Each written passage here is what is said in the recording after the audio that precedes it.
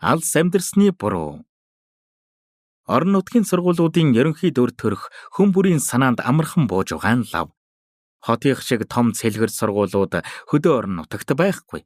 Ялангуяа сумын төвийн нэг давхар сургуулиуд хөөгтөжсөн багш нарч хэдүүлэхнэ. Дээрээс нь уурын зуухаар халаалтай авдаг, гаднаа модон жорлонтой. Ийм нөхцөлд сурагчдын эдвэх бадарч сурлагын амжилтаар өрсөлдөнө гэдэг тунч хүнд. Мэдээж цойлсон хүүхдүүд сумаас цөөнгүү төрдгөлдөө. Хөдөөгийн сурагчдын сурлагын амжилт төвийн сурагчдаас доогуур төвшөнд байна гэсэн хөндлөнгийн сорилын үр дүнг хүн бүхэн л гадарлаж байсан.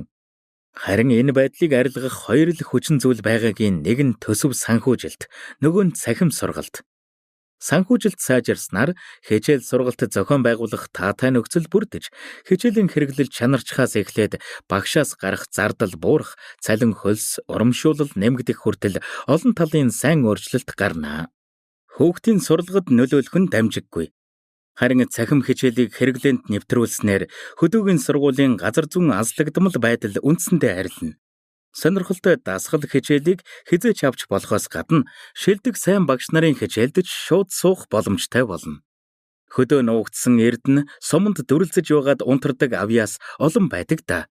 Харин цахим сургалтаар тэднийг олоод авах боломж бүрднэ гэсэн үг. Системийн төлөвлөл ба реформ. Repair required.